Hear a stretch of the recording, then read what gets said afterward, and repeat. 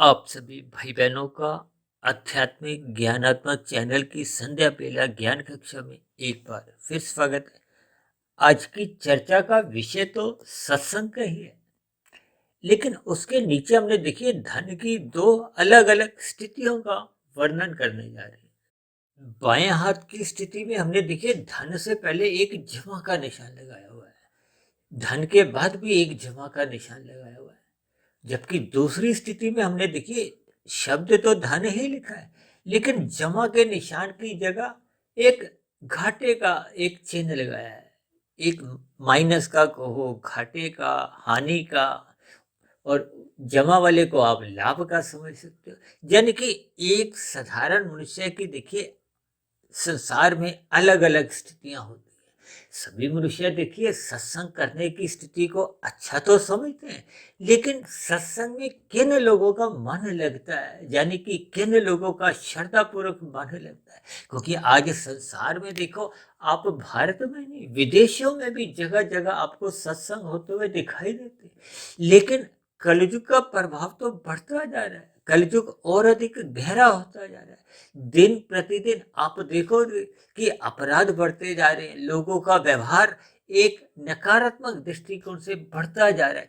ये सभी स्थितियां सत्संग के प्रति कोई एक श्रद्धा नहीं दिखाती, क्योंकि लोगों की विषय भोगों में रुचि है। विषय भोग क्या है? गंध, रस, रूप, स्पर्श और शब्द। यानी कि एक साधारण मनुष्य देखिए स्थूल शरीर के स्तर पर इन विषय भोगों को भोगने में ही अपनी एक सफलता मानता है, अधिक से अधिक विषय भोगों को ही भोगना चाहता है। तभी तो आप संसार में देखोगे ना 24/7 लिखा होता है, यानी कि सातों दिन 24 घंटे वो कभी एक भोगता है, फिर दूसरे विषय का भोग लेता है, फिर तीसरे का, फिर चौथ, यानी थकता नहीं है। थकता का भी प्राय कि उसकी तृप्ति नहीं होती। कुछ दिन पहले देखिए हमने एक वीडियो बनाया था ना, जिसको हमने एक भोगों की जो इच्छाएं हैं उसको हमने एक अग्नि से जोड़ा था। जैसे अग्नि जल रही हो तो उसको देखिए जितने भी पदार्थ डालते हैं वो सबको ही जलाती जाती, यानी कि उसकी कभी तृप्ति नहीं होती। इसी तरह आपके हमारे ये जो 5 भोग्य विषय हैं, मनुष्य मरते दम तक इनको भोगता भी रहता है, और फिर भी उसकी स्थिति देखिए और अधिक भोग मिले और अधिक मिले, यही स्थिति उसकी बनी रहती है। इसलिए तो देखिए आज हमने सत्संग के नीचे दो अलग अलग रास्ते दिखाए हैं, दो मनुष्यों की अलग अलग स्थितियां दिखाई हैं। अक्सर आपने देखा होगा कि रजोगुनी मनुष्य का देखिए सत्संग में मन लगता नहीं है, वो लोभ से या भय से आ जाता है।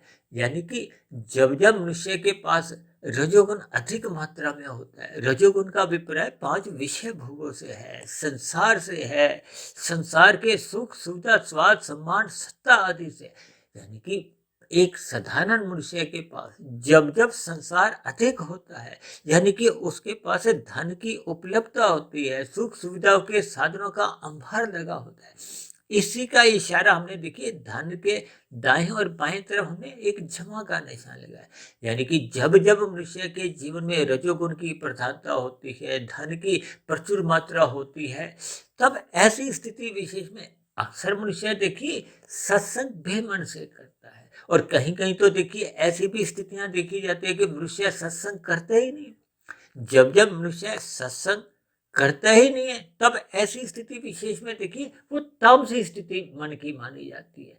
और जब जब मनुष्य सत्संग करता हुआ दिखाई तो देता है स्थूल शरीर के स्तर पर, लेकिन मन उसका उखड़ा उखड़ा रहता है, मन उसका विषय भोगों में ही लगा रहता है, अपने व्यवसाय धंधों में ही लगा होता है।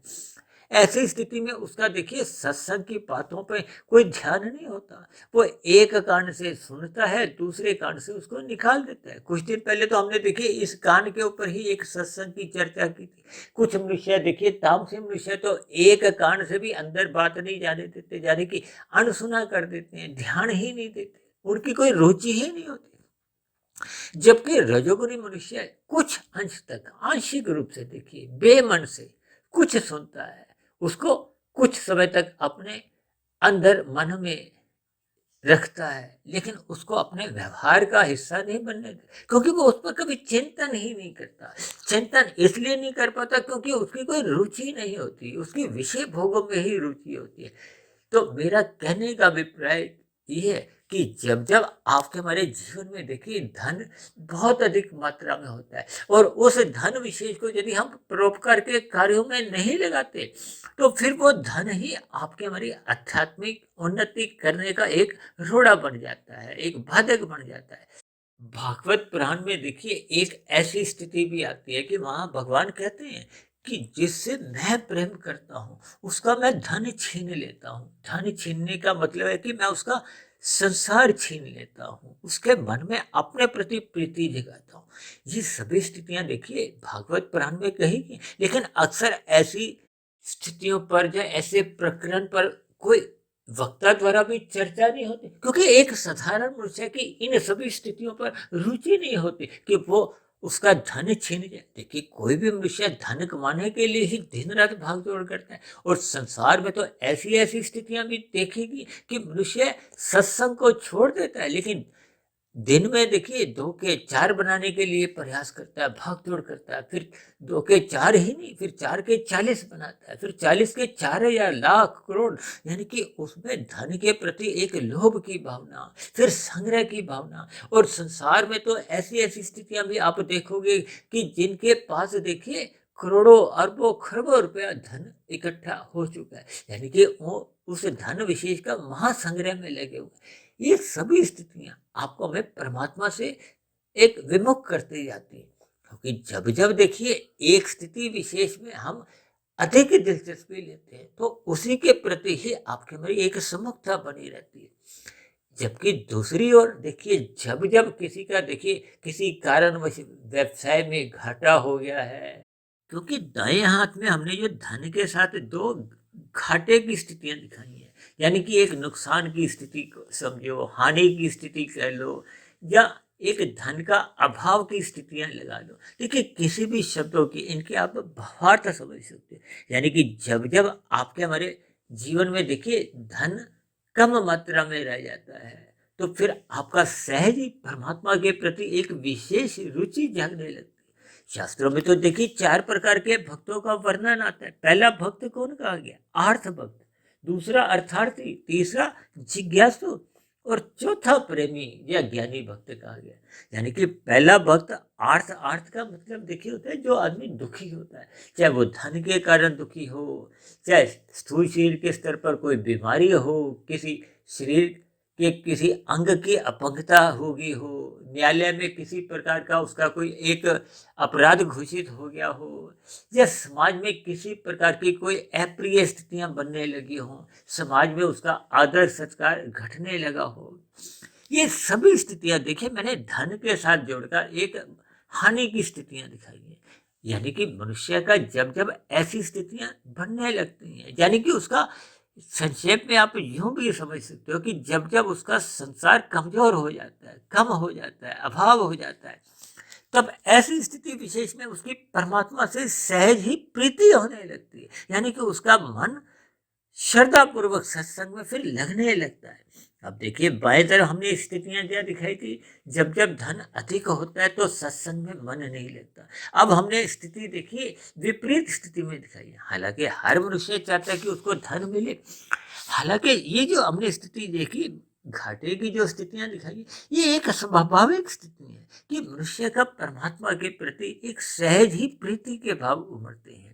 ऐसी स्थितियों विशेष में देखिए उसका सत्संग श्रद्धा पूर्वक होने लगता है, उसको सत्संग की बातें सुनने में अच्छा लगता है, क्योंकि उसको थोड़ी सांत्वना मिलती है, उसके दुखों पर एक मरहम लगती है। ये सभी स्थितियां देखिए आप और हम व्यवहार में अपने अपने व्यक्तिगत जीवन में अक्सर ऐसी बातों का हम अनुभव कर चुके हैं। देखिए धन का अभाव हो चाहे तन का अभाव हो, तन का अभिप्राय देखिए किसी रोग से भी हो सकता है। विभिन्न स्थितियों से मैंने देखिए इसको धन से ही जोड़ा, क्योंकि मैंने बाएं तरफ धन को प्रचुर मात्रा का दिखाया और यहाँ हमने एक घाटे की स्थितियां दिखाई है। ऐसी स्थिति विशेष में मनुष्य का देखिए परमात्मा के प्रति कहो, सत्संग के प्रति उसका विशेष आकर्षण रुचि सहज ही बनी रहती है। उसके जीवन में कर्म कांड भी बहुत ही एक व्यवस्थित ढंग से होने लगती हैं, ज्ञान पूर्वक होने लगती हैं। तो ये सभी स्थितियां आर्थ भक्त की कहलाती हैं। और कभी कभी मनुष्य देखिए अधिक धन प्राप्ति के लिए भी परमात्मा की शरण में जाता है। ऐसे भक्त को देखिए अर्थार्थी भक्त कहा जाता है। हालांकि आर्थ और अर्थार्थी ये दोनों ही प्रकार के जो भक्त होते हैं ये अस्थायी भक्त होते हैं। जब जब इनके देखिए दुख दूर हो जाते हैं या इनके धन की जो अभिलाषा होती है, इच्छा होती है, वो पूरी हो जाती है, बस ऐसे मनुष्यों का देखिए परमात्मा से प्रीति कहो वो अस्थायी स्तर पर उतने स्थिति या उतने स्तर तक ही रहती है। और जैसे जैसे उसका अपनी एक अनुकूल परिस्थितियां धन के स्तर पर वापस लौटने लगती हैं तो फिर उसकी परमात्मा से विमुखता होने लगती है। ये सभी स्थितियां देखिए हम सभी भाई बहनों के जीवन में कम अधिक स्तर पर अक्सर देखी जाती है। जबकि शास्त्रों में देखिए तीसरा भक्त जिज्ञासु कहा गया है। जिज्ञासु का अभिप्राय है कि जिसको देखिए संसार से में कोई एक रुचि नहीं होती, वो संसार से उसकी एक सहज ही विमुखता होने लगती है। परमात्मा के विषय में वो जानना चाहता है, ये सतोगुण क्या है, रजोगुण क्या है, तमोगुण क्या है, ये चांद सितारे क्या है, ये जन्म मरण क्या है, ये बचपन अवस्था, युवा अवस्था, वृद्ध अवस्था, यानी कि वो संसार की विभिन्न स्थितियों पर अपना ध्यान केंद्रित करता है। परमात्मा की विभिन्न स्थितियों पर वो उसका चिंतन बढ़ने लगता है। शास्त्रों की बातों पर उसके विभिन्न प्रकार के सकारात्मक मन में एक प्रश्न उठने शुरू होते हैं। तब ऐसी स्थिति विशेष में जब जब वो परमात्मा की ओर सम्मुख होता है, परमात्मा को जानने की उसमें विभिन्न प्रकार की जिज्ञासु बस प्रश्न उठने लगते हैं, उनका वो निवारण करता है। फिर उनका निवारण करते करते उसका गुरु के प्रति, शास्त्रों के प्रति, परमात्मा के प्रति एक विशेष रुचि उसकी एक बढ़ने लगती है। ऐसे जिज्ञासु भक्तों का फिर सत्संग श्रद्धा पूर्वक भी होता है, कर्मकांड भी श्रद्धा पूर्वक होते हैं, ज्ञान पूर्वक होने लगते हैं। ऐसे मनुष्य फिर निरंतर ब्रह्म मुहूर्त में उठने का अपना एक अभ्यास बनाने लगते हैं, संस्कार जगाने लगते हैं। अपने कारण शरीर में जो बुरे संस्कार होते हैं, जो अपने मन में उनके बुराइयां होती हैं, उन बुराइयों को दूर करने के प्रति वो सजग होने लगते हैं, जागने लगते हैं। ऐसे मनुष्यों का ही फिर सत्संग श्रद्धा पूर्वक होने लगता है। यानी कि जब जब मनुष्य देखिए आर्थ से अर्थार्थी, अर्थार्थी से फिर जिज्ञासु भक्त बनने लगता है और जिज्ञासु भक्त बनते बनते जब उसकी आध्यात्मिक उन्नति एक ऊंचाइयां छूने लगती है तो फिर वो परमात्मा से उसकी एक सहज ही प्रीति के भाव बने रहते हैं। परमात्मा की स्मृति सहज ही मन मस्तिष्क के स्तर पर उसकी बनी रहती है। उसका रजोगुण कहो या संसार को उसके प्रति उसका ज्ञान पूर्वक वैराग्य होने लगता है। ऐसे मनुष्यों का देखिए भौतिक मनुष्यों से उठना बैठना उसको अच्छा नहीं लगता, उसको सत्संग की बातों में ही एक विशेष रुचि बनी रहती है। ये सभी स्थितियां देखिए जिज्ञासु से जब प्रेमी भक्त बनने की एक बीच की स्थितियां होती हैं, यानी कि ऐसे मनुष्य फिर आगे चल के जब निरंतर वो अपनी आध्यात्मिक यात्रा पर अग्रसर होते जाते हैं, फिर ऐसे जिज्ञासु भक्त ही फिर वो प्रेमी भक्त, ज्ञानी भक्त कहलाते हैं।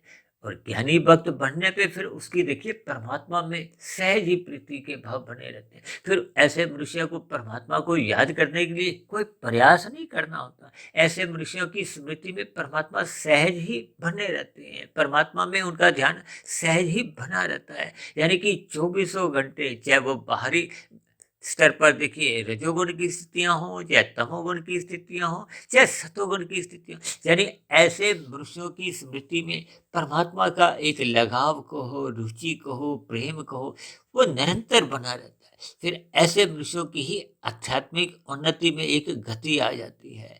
ऐसे मनुष्यों के फिर कारण शरीर में जो अज्ञानता के, भोगों के, जो जन्मों जन्मों के जो बुरे संस्कार होते हैं, वो क्रमशः दग्ध बीज होते जाते हैं।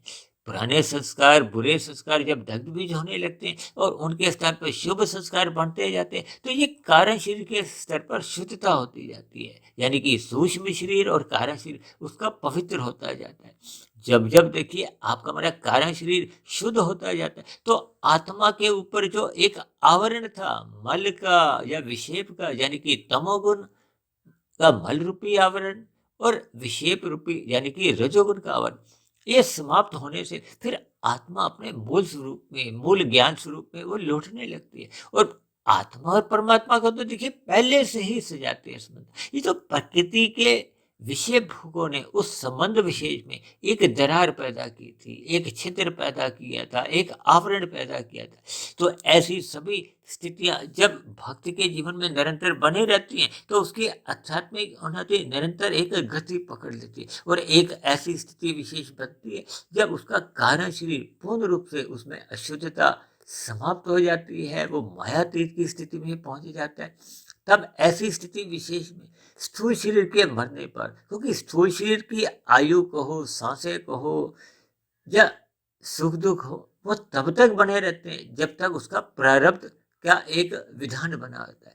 प्रारब्ध के समाप्त होने मात्र पर ही कोई ऐसी निमित्त मात्र कारण बनता है कि स्थूल शरीर की मृत्यु आ जाती है। अब स्थूल शरीर की मृत्यु आने पे फिर क्योंकि नए जन्म का अब कोई कारण नहीं है, क्योंकि कारण शरीर तो पहले ही समाप्त हो गया। तब ऐसी स्थिति विशेष में मनुष्य मायातीत की स्थिति में, मोक्ष की स्थिति में, आनंद की स्थिति में सहज ही परमात्मा के सानिध्य में मोक्ष काल को जाता हुआ आध्यात्मिक शरीर की प्राप्ति होती है। तो ऐसी सभी शुभ स्थितियां हम सभी भाई बहनों के जीवन में देखिए तभी बन पाते हैं जब हम परमात्मा की स्मृति में अपना जीवन लगाते हैं। और परमात्मा की स्मृति तभी बन पाती है जब हम अपने पदार्थों का ज्ञान पूर्वक वैराग्य लेते हैं, या जब जब आपके हमारे जीवन में संसार सहज ही कर्मों के आधार पे कहो या किसी अन्य स्थिति विशेष से जब जब आपका हमारा संसार छिनता है, यानी कि संसार के रूप से तो वो प्रतिकूल परिस्थितियां होती हैं, लेकिन भक्तों के लिए ऐसी अनुकूल परिस्थितियां आने पे जब जब उसका उन प्रतिकूल परिस्थितियों में या धन के छिनने पे परमात्मा से प्रीति होने की एक अनुकूल परिस्थितियां बनती है। यानी संसार द्वारा मिली हुई प्रतिकूलताओं में भी जब हम एक अनुकूलता ढूंढते हैं और परमात्मा से प्रीति करते हुए अपनी आध्यात्मिक उन्नति करते हैं, तो ये स्थिति विशेष आपके लिए हमारी एक लाभदायक स्थिति मानी जाती है। तो आज की चर्चा विशेष से हमें इतनी ही शिक्षा लेनी है कि जब जब आपकी आवश्यकताओं की पूर्ति होने के बाद हमारे आपके पास जितना जितना धन एक अतिरिक्त हो, उसको हमें परोपकार के कार्यों में निष्काम भाव से लगाना चाहिए। ये सभी स्थितियां आपकी हमारी भक्ति को एक दिशा देते हैं, उसमें एक गति लाते हैं। और दूसरी ओर जब जब देखिए धन का अभाव होता है या जीवन में प्रतिकूल परिस्थितियां आती हैं, तब भी हमें देखिए श्रद्धापूर्वक सत्संग करते हुए परमात्मा में प्रीति के भाव सदा बनाए रखना चाहिए, क्योंकि मनुष्य जोनि में आध्यात्मिक उन्नति करना ही एक शुद्ध कमाई है। और की गई भौतिक उन्नति तो देखिए मरने के साथ ही समाप्त समझी जाती है। इन सभी स्थितियों पर हमें सकारात्मक चिंतन करते हुए परमात्मा का श्रद्धापूर्वक सत्संग करते रहना होगा, परमात्मा से प्रीति बढ़ानी होगी, ताकि मिले हुए जीवन का सदुपयोग करते हुए हम अपने जीवन को सफल करें, सार्थक करें। ऐसी सभी शुभ स्थितियां आप सभी भाई बहनों के जीवन में भी निरंतर बढ़ती जाए, ताकि परमात्मा से प्रीति होती जाए, ताकि आपके भरी शुद्ध कमाई होती जाए। इन्हीं शब्दों के साथ आज की चर्चा विशेष को अब हम यही विश्राम देते हैं। कल सुबह फिर मिलते हैं ब्रह्म मुहूर्त उपदेश कक्षा में। तब तक आप अपने आध्यात्मिक मित्र सुधीर भाटिया फकीर को इजाजत दें। आप सभी भाई बहनों को बहुत बहुत शुभ रात्रि और सुबह ब्रह्म मुहूर्त में उठने के लिए मेरी ओर से आप सभी भाई बहनों को बहुत बहुत शुभकामनाएं। देखिए आज जो हमने धन का जो एक घाटा जब एक हानि की स्थितियों का जो एक वर्णन किया ना, उसको हमें सकारात्मक रूप से चिंतन में लेना है, उनको किसी भी अन्य भाव से हमने ग्रहण नहीं करना। तो इस चर्चा विशेष को ध्यानपूर्वक सुनने के लिए आप सभी भाई बहनों का बहुत बहुत धन्यवाद। फिर भी मेरी चर्चा विशेष पर आपको किसी प्रकार की कोई प्रश्न हो, कोई मेरे आध्यात्मिक ज्ञानात्मक चैनल के प्रति आपके मन में कोई सुझाव हो, या मेरी कही गई बातों पर आपको किसी प्रकार की कोई आपत्ति हो, शिकायत हो, तो इन सभी स्थितियों पर भी आप नीचे दिए गए कमेंट्स बॉक्स पर जाकर अपने प्रश्न, सुझाव या अपनी शिकायत भी लिख सकते हो। तो आप सभी भाई बहनों का बहुत बहुत धन्यवाद।